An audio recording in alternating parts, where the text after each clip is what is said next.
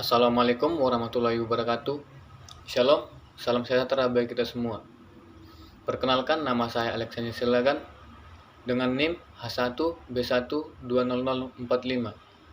Di sini saya akan menjelaskan sebuah materi yang berjudul Demokrasi dan Ekspresi Identitas, yang dimana materi ini bagian dari mata kuliah Kajian Demokrasi yang diampu oleh Bapak Hatta Abdi Muhammad SIP MIP. Baiklah, saya akan menjelaskan sedikit tentang materi ini. Yang pertama, konsep dasar politik identitas dan formasi identitas. Berbicara tentang hal ini, ada beberapa pendapat menurut para ahli tokoh. Yang pertama, Agnes Heller mendefinisikan politik identitas sebagai gerakan politik yang fokus perhatiannya adalah perbedaan sebagai suatu kategori politik yang utama. Kedua, Kemala Chandrakirana tahun 1989 dalam artikelnya GERDS dan Masalah Kesukuan menyebutkan bahwa politik identitas biasanya digunakan oleh para pemimpin sebagai retorika politik dengan sebutan kami bagi orang asli yang menghendaki kekuasaan, dan mereka bagi orang pendatang harus melepaskan kekuasaan. Singkatnya, politik identitas sekedar untuk dijadikan alat manipulasi, alat untuk menggalang politik guna memenuhi kepentingan ekonomi dan politiknya. Wacana politik identitas digunakan oleh sebagian elit politik untuk menggalang kekuatan massa dan menjatuhkan lawan politiknya. Dalam diskursus yang lain, politik identitas adalah suatu perwujudan atas beragamnya identitas bangsa Indonesia dalam hal suku bangsa, etnis, dan agama yang ingin mengartikulasikan kepentingannya dalam struktur politik dan pemerintahan di Indonesia. Politik identitas di Indonesia dihiasi dengan beragam isu mengenai pertentangan antara kaum yang mengusung identitas nasionalisme dan kaum yang mengusung identitas agama. Dalam persoalan ini muncul sebuah klaim kebenaran antara keduanya mengenai keunggulan atau eksklusivisme dan masing-masing identitas yang mereka gunakan. Di Indonesia jelas konsep politik identitas adalah nasionalis dan agama dan juga sekaligus menjadi formasi identitas.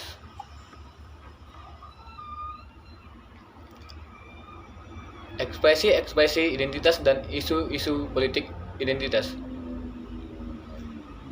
Politik identitas secara sederhana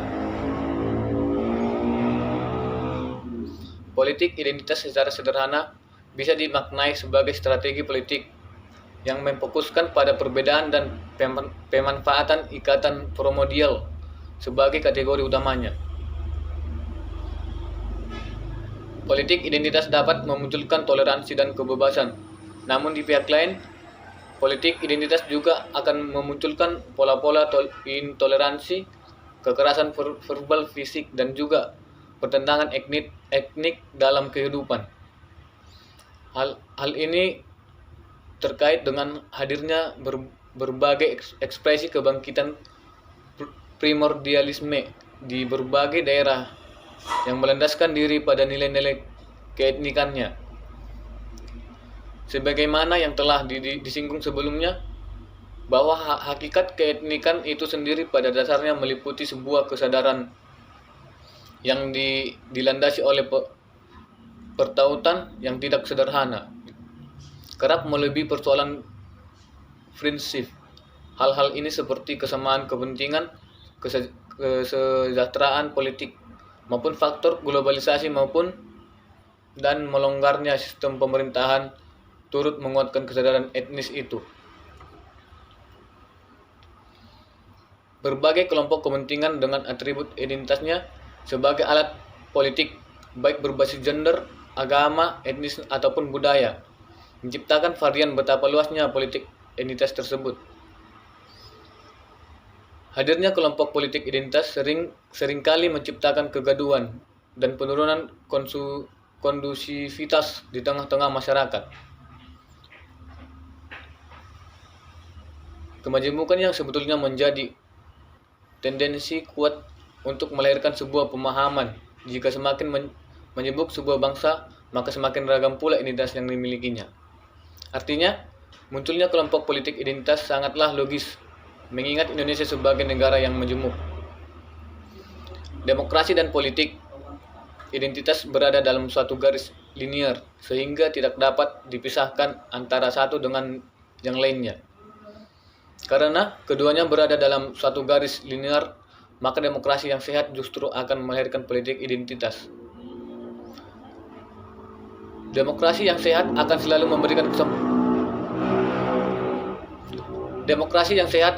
memberikan kesempatan dan ruang bagi kelompok-kelompok di luar pemerintahan untuk bersama-sama memberikan aspirasi dan sekaligus mengingatkan kepada elit-elit negara bila dalam perjalanannya menyimpang dari sistem nilai demokrasi. Politik identitas akan selalu muncul dengan basis identitas sebagai simbol yang diwakilinya.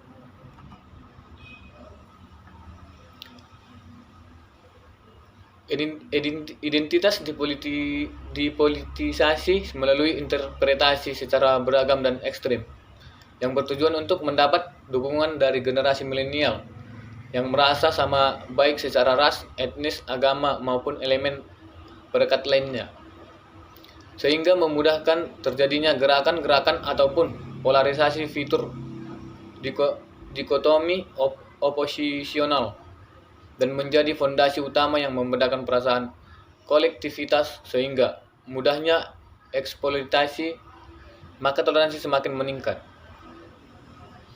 Politik identitas juga pada generasi milenial adalah sebagai alat politik suatu kelompok seperti etnis, suku, budaya, dan agama untuk tujuan tertentu, misalnya sebagai bentuk perlawanan atau sebagai alat untuk menunjukkan jati diri suatu kelompok tersebut,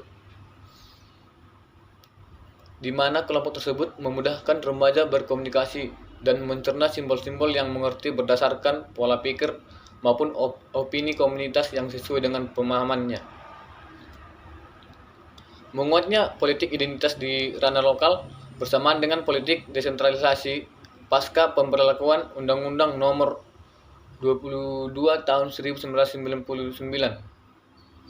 Gerakan politik identitas semakin jelas wujudnya, bahkan banyak aktor politik lokal maupun nasional secara sadar menggunakan isu ini dalam voice sharing dan social framing sehingga proses eksploitasi dapat terjadi terutama pada generasi milenial.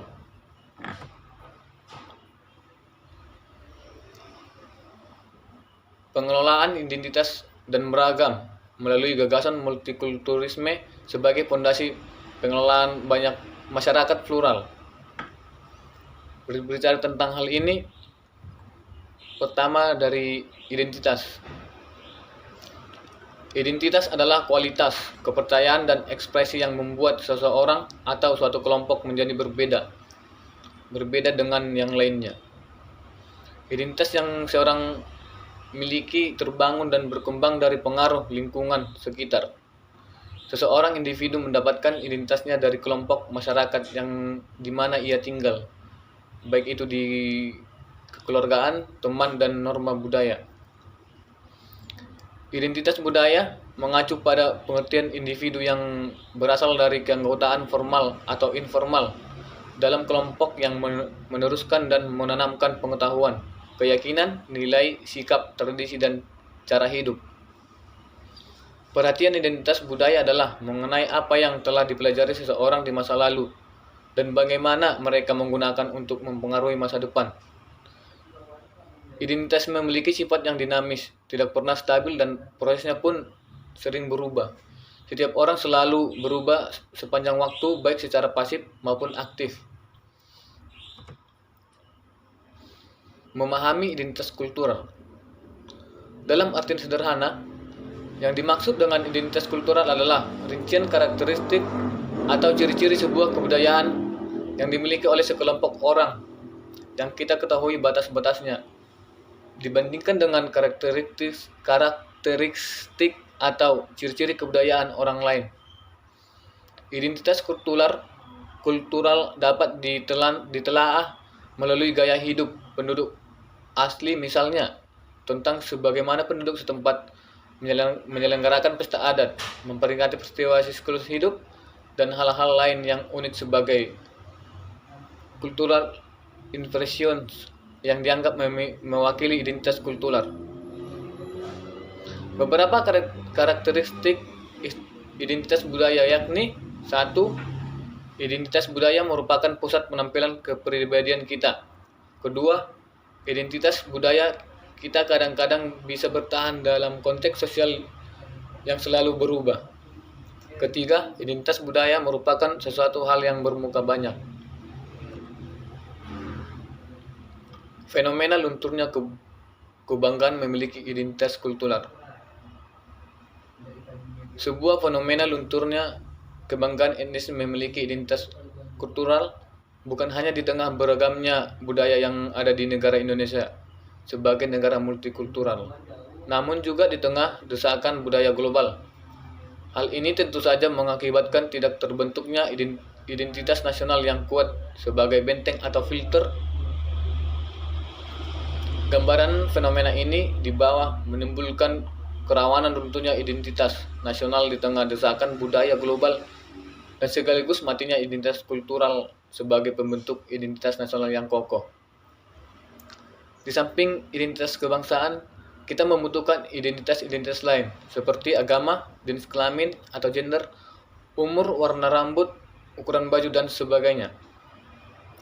Yang satu sama lain tidak bisa dianggap sebagai yang lebih penting secara mutlak, bergantung pada situasi dan kondisi yang membutuhkannya.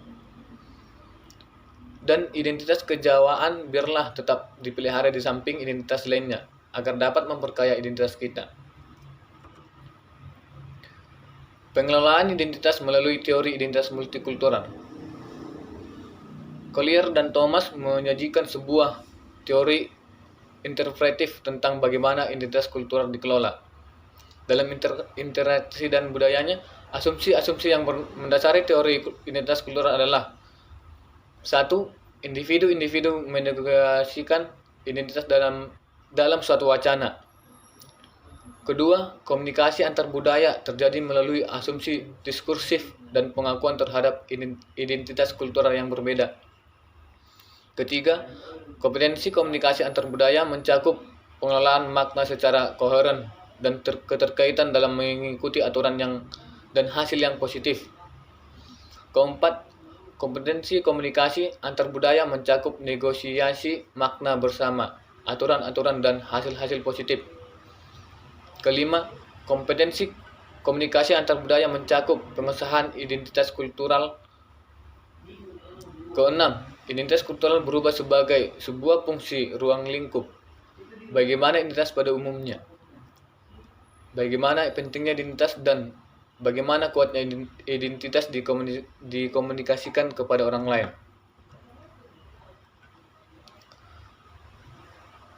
Politik identitas sekedar untuk dijadikan alat memanipulasi, alat untuk menggalang politik guna memenuhi kepentingan ekonomi dan politiknya. Wacana politik identitas digunakan oleh sebagian elit politik untuk menggalang kekuatan massa dan menjatuhkan lawan politik yang notabene berbeda identitasnya melalui berbagai serangkaian menembus alam bawah sadar pendukungnya. Political will dari pemerintah Indonesia menjadi solusi utama untuk mengakhiri konflik yang terjadi antar kedua kelompok politik identitas ini. Kedaulatan negara hanya tercapai dengan mengutamakan kepentingan nasionalisme negara yang di dalamnya terdapat semangat keberagaman antar agama, suku, dan ras. Baiklah, sekian penjelasan dari saya. Apabila ada tutur kata yang salah, saya minta maaf. Sekian dan terima kasih.